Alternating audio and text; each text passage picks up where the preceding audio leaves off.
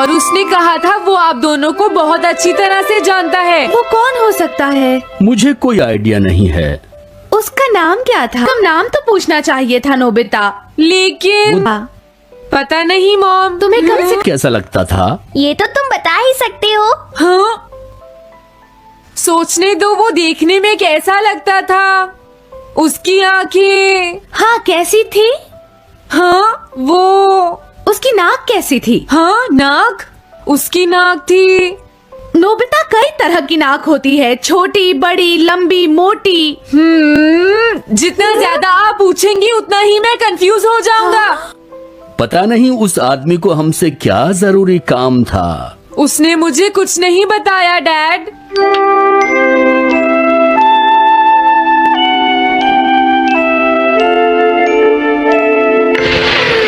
हाँ? अरे तुम उठ गए नोबिता। तुमने कुछ ड्रॉ किया? दिखाओ मुझे। नहीं, तुम हंसोगे। मैं नहीं हंसूंगा, मुझे दिखाओ तो। सच में? ये लो। तुम हंस रहे हो डोरेमोन? मुझसे उसका स्केच नहीं बन रहा है डोरेमोन।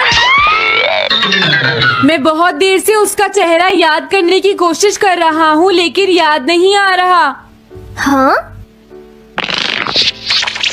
Montage bucket. ये क्या है? हम इससे उस आदमी का चेहरा रिक्रिएट करेंगे। हाँ, क्या सच में ऐसा हो सकता है? इसमें चेहरे के अलग अलग हिस्से दिखेंगे नोबिता। उनकी मदद से तुम उसका चेहरा बना सकते हो। समझ गया। शुरुआत आंखों से करते हैं। उसकी आंखें ऐसी नहीं थी। मैं तुम्हें और आंखें दिखाता हूँ नोबिता। हाँ, उसकी आंखें ऐसी ही थी। अब तुम्हें उसके जैसी नाक पहचाननी है नोबिता। ओके। हाँ?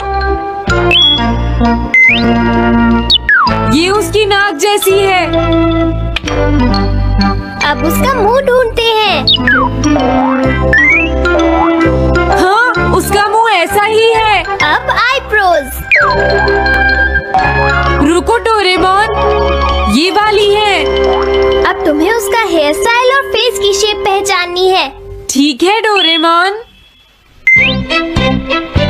अगर शेप गलत हुई तो चेहरा बिल्कुल अलग दिखेगा, इसलिए बहुत ध्यान से देखना नोबिता। डोरेमोन, उसका हेयर स्टाइल यही है। ठीक है, अब हम इन सारी चीजों को जोड़कर इनकी मदद से एक चेहरा बनाएंगे। तुम इस बकेट को हाँ? अपने सिर में पहन लो नोबिता। क्या? लेकिन क्यों डोरेमोन? शांत हो जाओ, जैसा मैं कहता हूँ वैसा ही करो। लेकिन ये क्या है डोरेमोन? तुम्हें चिंता करने की जरूरत नहीं है, ये चेहरा बना रहा है। लगता है काम हो गया। ठीक है नोबिता, अब तुम बकेट हटा सकते हो। ओके। जरा देखो। हाँ डोरेमोन, उसका चेहरा बिल्कुल ऐसा ही था। चलो अब मॉम और डैड को भी दिखाते हैं। मैं तो इसे नहीं जानता। मैंने भी इसे पहले कभी नहीं देखा। ये तो अजीब बात है। क्या तुम्हें पूरा यकीन है वो ऐसा ही दिखता था? वो ऐसा ही दिखता था, मुझे पूरा यकीन है। लेकिन मैं तो इससे आज से पहले कभी भी नहीं मिला हूँ। लेकिन उसने तो मुझसे कहा था वो आपको अच्छी तरह जानता है डैड। ऐसा भी तो हो सकता है कि जब मैं छोटी थी तो ये मेरे साथ स्कूल में पढ़ता हो। हो सकता है, लेकिन मेरी समझ में तो कुछ भी नहीं आ रहा है। क्या करूँ? अब क्या करे डोरेमोन?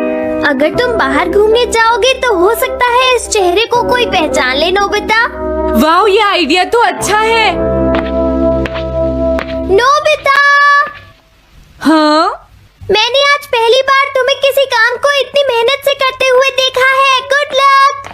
कोई तो इस चेहरे को पहचानेगा ही। हाँ? अरे जियान और सुनियो। हाय। हाँ? अरे आप हमें जानते हैं? इन्हें थोड़ा परेशान करता हूँ। क्या तुम दोनों किसी नोबिता को जानते हो? हाँ, हम जानते हैं। लेकिन ये बताइए आप उसे कैसे जानते हैं? मैं उसका अंकल हूँ। क्या तुम वही हो जो उसे परेशान करते रहते हो? नहीं, हम उसे परेशान नहीं करते। क्यों, है ना सुनियो? हम तो हमेशा उसकी हेल्प करते हैं। हाँ हाँ, वो हमारा अच्छा दोस्त है। झूठ मत बोलो। अगली बार तुमने उसे थोड़ी देर पहले ही तो देखा था। लेकिन कहाँ देखा था? मैंने शायद इसे पुलिस स्टेशन के सामने देखा था। क्या पुलिस स्टेशन के सामने? Thanks uncle. अरे रुको, बड़ा अजीब आदमी था वो। हाँ, ये तो वही आदमी है, बिगी द रॉबर। अरे नहीं, ये तो 23 बार अरेस्ट हो चुका है। भागता हूँ, नहीं तो पुलिस मुझे पकड़ लेगी। डोरेमोन बचाओ। शांत किया तो मैं तुम्हें छोड़ूंगा नहीं। भागो। वो दोनों डर गए। हेलो आंटी, क्या बात है? आप मुझे पहचानती हैं? नहीं, मैं नहीं पहचानती। आपको पहले कभी नहीं देखा। मुझे नहीं पता, तुम जाकर पुलिस से पूछो। ये चेहरा काफी जाना पहचाना है। हाँ, क्या सच में? हाँ, इसे मैंने मुझे ये कहाँ जा रहा है? अरे तुम्हें इस तरह से सड़क पर नहीं घूमना चाहिए बिगी। तुम्हारे नाम से तो अरेस्ट वारंट भी निकल चुका है। जल्दी चलो। मुझे छोड़ दो। अरे पता नहीं ये नोबिता भी कहाँ चला गया है। हाँ, अरे नहीं। मुझे नोबिता का चेहरा पहले जैसा करना होगा वरना प्रॉब्लम हो जाएगी।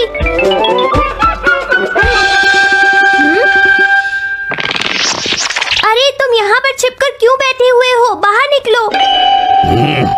मुझे जल्दी से तुम्हारा चेहरा बदलना होगा वरना तुम मुसीबत में फंस जाओगे। क्या तुम इससे मेरा चेहरा बदल दोगे? मैंने अभी तो तुम्हारा चेहरा बदला था, तुम्हें याद नहीं है नोबिता?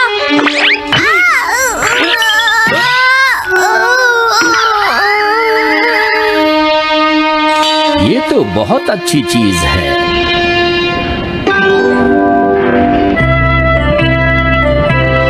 तुम अंदर क्यों नहीं आ जाते? बिगी, प्लीज तुम्हें अंदर आना ही होगा। मुझे अपने घर जाना है।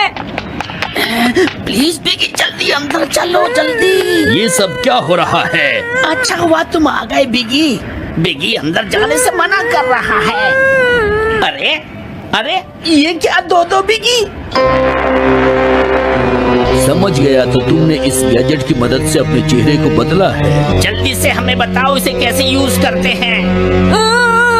प्लीज मुझे और मत मारना, मैं तुम्हें बताता हूँ इसे कैसे यूज करते हैं।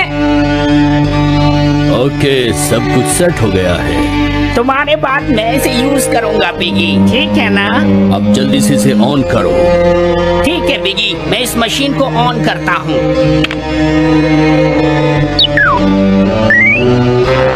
क्या अभी तक नहीं हुआ? जल्दी मत करो, अपने चेहरे को हैंडसम बनाने में मुझे थोड़ा वक्त लगेगा। डोरेमोन तुम कहाँ हो? जल्दी आओ। हाँ, मुझे लगता है हो गया है। मैं हैंडसम लग रहा हूँ इसलिए हैरान हो गए। बेटा,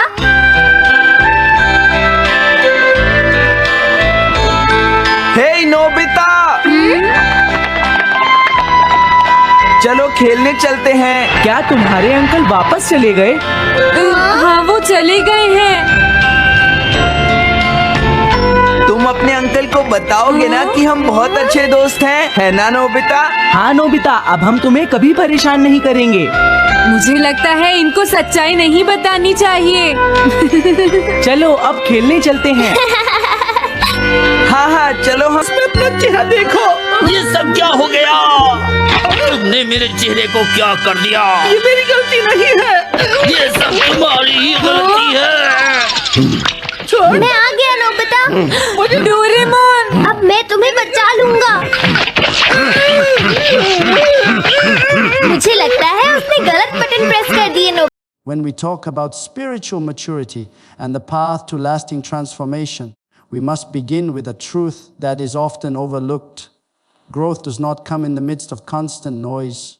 Growth comes when you learn to step back from the distractions, the voices around you, and even the demands of people who seek to define your worth. Inner growth over outer noise is not only a choice but a discipline. It is the art of turning away from the applause and the criticism of men and learning to fix your eyes upon God. You will never reach the fullness of who you are meant to be if you are constantly reacting to the voices outside instead of nurturing the voice of God within. When a seed is planted into the soil, it does not make a sound. No one hears its struggle in the darkness beneath the ground.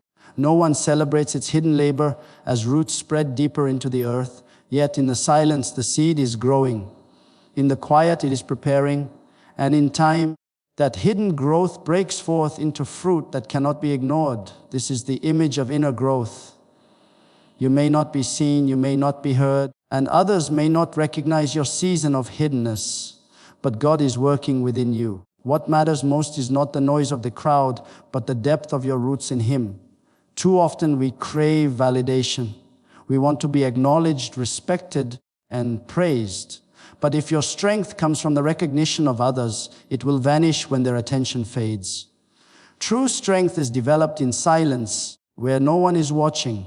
When you learn to be content in the secret place, when you build your faith in the quiet, when you trust God without broadcasting every step, you are laying a foundation that no storm can destroy. Outer noise can never sustain you, it can only distract you. But inner growth, nurtured in the silence of prayer and meditation on the Word, creates unshakable stability. Consider how much of life is wasted on reacting to the noise of others. One negative comment can shake a person's confidence. One harsh word can ignite anger and bitterness. But spiritual maturity teaches you not to be tossed about by every opinion. Instead, you stand firm in the identity God has given you. You realize that noise is temporary, but growth is eternal. The wind may blow, people may speak, critics may shout, but the roots of a tree do not tremble at every gust of wind. They remain anchored deep in the soil, silently drawing life from a source unseen. That is how you must be in your walk with God, rooted in the Word, unshaken by the noise. The power of spoken word is undeniable. Life and death are in the power of the tongue, the scriptures remind us. But there is also a season to stay silent, to refuse to engage in arguments that diminish your spirit, to keep your peace when others try to provoke you. This is not weakness, it is wisdom. You do not have to answer every insult. You do not have to explain yourself in every misunderstanding. Sometimes the most powerful word you can speak is silence, because silence allows God Himself to speak for you.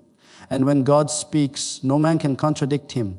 The world is loud. Everywhere there are voices competing for your attention, media, opinions, criticism, expectations. But you cannot grow if you live by every sound that reaches your ears. Inner growth comes when you learn to filter the noise and tune your heart to the whisper of God.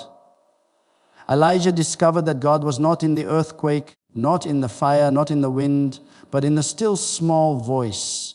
If you only look for God in the dramatic noise of life, you will miss Him. But if you quiet your soul, if you turn away from the distractions, you will hear Him clearly. Inner growth is not about being seen, it is about being changed.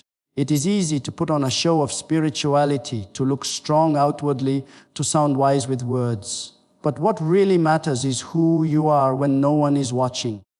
Do you walk in integrity when the lights are off? Do you keep faith when no one is there to applaud? Do you still pray when there is no audience? Maturity is not proven in public display, but in private devotion. And the fruit of that devotion will one day become visible for all to see. There is a time when the fruit speaks louder than the voice.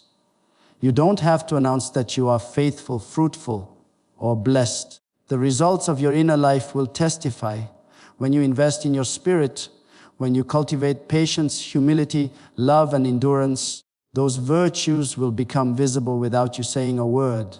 People may argue with your words, but they cannot argue with your fruit. A transformed life is the greatest sermon. A consistent walk is the loudest testimony. So many people lose their peace chasing after the noise. They defend themselves in every situation. They fight to prove their worth.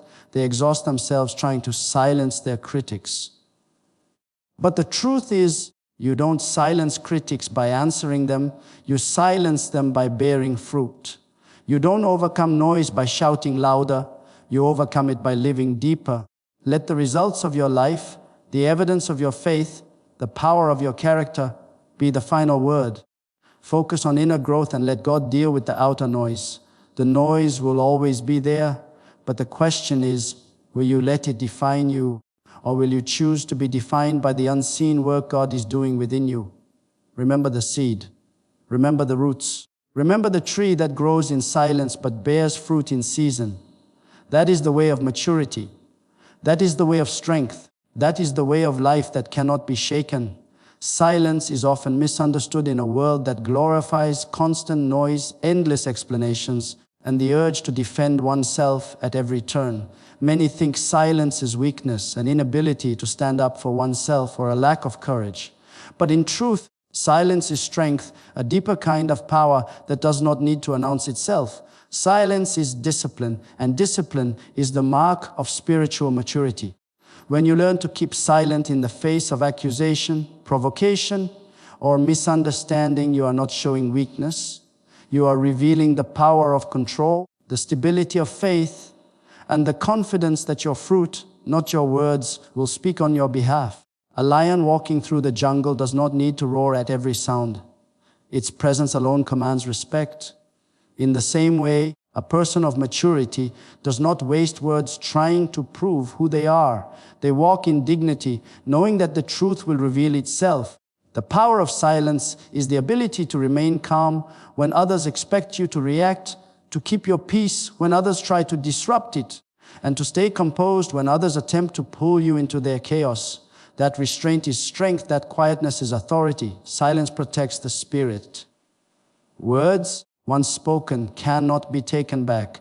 They can wound, they can escalate conflict, and they can expose immaturity. Many battles have been lost not because of physical weakness, but because of words spoken in haste. When you are silent, you create space for wisdom to speak, for peace to remain, and for God to intervene. Silence becomes your shield against unnecessary battles. It keeps your spirit pure and your testimony intact. Sometimes the greatest demonstration of strength is to hold your tongue when every part of you wants to retaliate. Even the scriptures remind us that there is a time to speak and a time to remain silent. When Jesus stood before Pilate, accused falsely and surrounded by voices demanding his death, he chose silence. He could have defended himself, for truth was on his side. He could have spoken words that silenced his accusers instantly. Yet he remained quiet, for his silence was a weapon greater than argument. His silence fulfilled prophecy, and his silence revealed a strength that no earthly power could comprehend. This example shows us that silence is not always about weakness. It is often about trust. When you are silent, you are declaring that God himself will be your defender. The power of spoken word is undeniable, for life and death are in the power of the tongue. But the power of silence is equally strong, for silence withholds words that could destroy, delay, or derail your destiny. There are moments when speaking may satisfy your pride but wound your spirit. Silence in those times is a greater act of faith. It says, I don't need to win this argument because God will vindicate me. I don't need to explain myself because time and fruit will tell my story. I don't need to shout because the truth is louder than lies. Silence also teaches you to listen. Too often, people are so busy speaking that they fail to hear the voice of God. Silence quiets the noise of the world and tunes the ear to heaven. In stillness, clarity comes. In quietness, direction is found. When you stop filling the air with your own words, you create space for divine wisdom to settle in your spirit. Silence makes you a learner, a listener, and a vessel ready to receive. Those who know how to be silent often carry the deepest wisdom because they have trained themselves to hear what others miss. Silence is strength because it reveals control over emotion. Anyone can speak out of anger. Anyone can react in frustration. But it takes strength to hold back, to breathe, and to allow time to pass before responding. It takes maturity to resist the urge to speak just to be heard. The tongue is small, but it has the power to set great fires. Silence is like water that extinguishes the spark before it becomes a flame. Silence prevents damage, preserves peace, and protects relationships. Furthermore, silence magnifies your fruit. You do not need to argue that you are faithful, diligent, or anointed. If you stay silent and consistent, your fruit will testify. People may criticize today, but tomorrow when they see the evidence of God's hand upon your life, they will be silenced themselves. Arguments fade, but fruit remains. Explanations are forgotten, but results are undeniable. Silence positions you to let your actions, your results, and your blessings speak for you far louder than your words ever could. Many of the world's strongest leaders, prophets, and servants of God were people who knew the discipline of silence. They did not rush to answer every critic, nor did they waste energy on needless quarrels. Instead, they focused on their mission, trusted God with their battles, and allowed their fruit to defend their name. You too must learn that lesson. You do not have to fight with words for every misunderstanding. Stay silent, keep working, keep growing, and in time your fruit will reveal the truth. Silence is not emptiness. It is not absence. Silence is full of faith, full of strength, and full of trust. Silence says, I believe in the God who fights my battles. Silence says, I am secure enough not to prove myself to anyone. Silence says, I choose peace over pride. And in that silence you will find the strength to rise above pettiness, to walk with dignity, and to live with power that cannot be shaken. Silence is a language all its own. It speaks louder than noise. It communicates patience, wisdom, and endurance. When you choose silence over argument, peace over pride, and trust over retaliation, you show that your strength is not in how loudly you speak, but in how deeply you believe. That is the mark of maturity. That is the power of silence. Fruit is always the evidence of what lies hidden within. No matter how beautiful a tree looks on the outside, its true nature is revealed only by the fruit it produces. You do not judge an apple tree by its leaves, nor a vineyard by its branches. You judge it by its fruit. In the same way, spiritual maturity is not proven by words, appearances, or outward show, but by the fruit of a person's life. A man may boast of his strength, speak eloquently of his faith, and convince others with his claims, but time will always expose the truth. Fruit is evidence, and evidence never lies. The power of spoken word is undeniable, for it shapes atmosphere, creates change, and directs the course of life. But words without fruit are empty. It is possible to sound holy but live hypocritically. It is possible to speak like a saint yet act like a sinner. What separates authenticity from performance is fruit. Fruit is the result of consistent growth, hidden labor, and inner transformation. It cannot be faked for long, because in due season the fruit will tell the story. When the scripture declares, "By their fruits you shall know them," it points us to the reality that a person's character, discipline, and secret walk with God cannot be hidden forever. If you want to know who someone truly is, look at their fruit. Do they carry peace, love, patience, kindness, faithfulness, and self-control? Or do they carry bitterness, jealousy, pride, and strife? Words can mask, but fruit reveals. Noise can deceive, but fruit unmasks the truth. Fruit is not produced overnight. It is the outcome of seasons of planting, watering, pruning, and waiting. A tree that bears good fruit has endured storms, survived drought, and remained rooted when winds blew fiercely. Likewise, the fruit of your life is formed in hidden seasons of struggle, in prayers whispered when no one saw, in tears shed in silence, and in sacrifices made when no one applauded. The evidence people see in you today is not from your words yesterday, but from the life you have lived consistently over time. That is why fruit is the greatest testimony. There are those who spend their lives defending themselves, explaining themselves, and arguing about their worth. But fruit does not argue. Fruit does not need defense. Fruit simply exists, and its existence silences the critic. You do not have to announce that you are faithful. Faithfulness in action will prove itself. You do not have to boast that you are fruitful. The results of your labor will be undeniable. Evidence always outlives explanation. Fruit always outshines noise. Consider the farmer. He does not stand in his field shouting about what he planted. He does not argue with his neighbors about what will grow. He simply works the soil, tends the plants, and waits for the season. And when the harvest comes, no words are needed. The fruit is the evidence of his labor. So it is with your life. You do not need to convince others of your growth. Simply focus on your inner life, remain faithful, and in time your fruit will be the loudest testimony. Fruit is also generational. The apple tree does not consume its own apples. The vineyard does not drink its own wine. Fruit is produced not just for the tree, but for others to partake of. Likewise, your fruit is not just for you. It is for others to be blessed, strengthened, and nourished. Your words may inspire for a moment, but your fruit can feed for a lifetime. People will forget what you say, but they will never forget the evidence of a life that carried peace in chaos, joy in sorrow, and faith in trial. The absence of fruit exposes immaturity. Just as a barren tree, though leafy, is disappointing in harvest season, so is a life that looks spiritual but bears no fruit. Appearances cannot substitute for evidence. God is not impressed by leaves, he looks for fruit. The fig tree that Jesus cursed was leafy but barren, full of show but lacking evidence. That is a warning to every believer. Do not settle for appearance without fruit.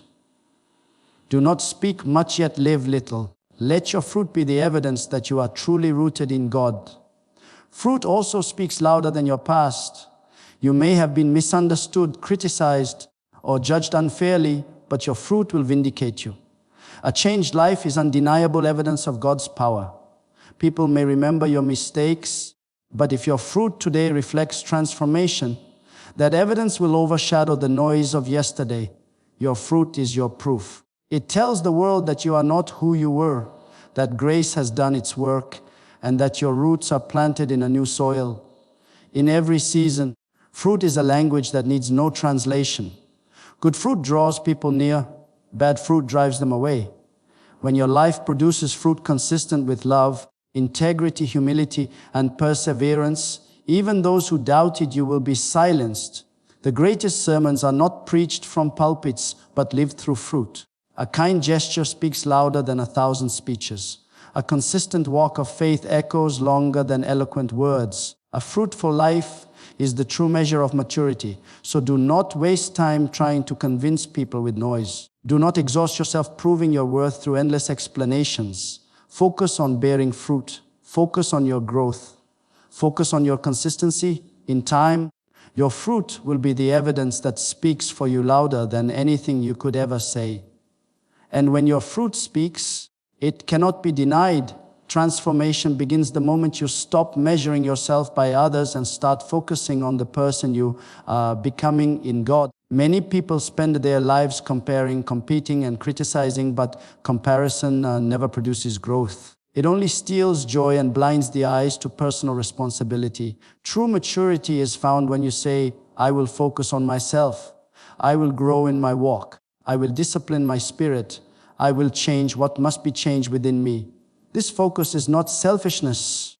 It is alignment with God's desire for you to become fruitful, whole, and strong. Self-focus brings transformation because it shifts the energy wasted on others back to the place where change must begin, your own heart. The power of spoken word reminds us that what we confess, we become. Words direct our thoughts, and thoughts direct our actions. But words are empty if they are only used to judge others while neglecting the self. You can spend hours pointing out the faults of those around you, yet remain unchanged yourself. Transformation comes when you turn that same energy inward. Instead of asking, why is my brother failing? You ask, where must I grow? Instead of saying, they are weak, you say, Lord, strengthen me. The tongue is powerful, but when it speaks self-discipline, prayer, and confession of faith, it begins to reshape the one who speaks. When you focus on yourself, you gain mastery over the areas that once controlled you. The undisciplined mind is a noisy battlefield. The undisciplined tongue is a sword that wounds. But self-focus teaches restraint, training, and alignment with the Spirit of God. It causes you to pause before speaking, to weigh your motives before acting, and to surrender your desires to God's will. This focus transforms weakness into strength, confusion into clarity, and failure into testimony. It is not outward correction that brings maturity, but inward transformation that overflows outwardly. Consider the mirror. It never lies. When you stand before it,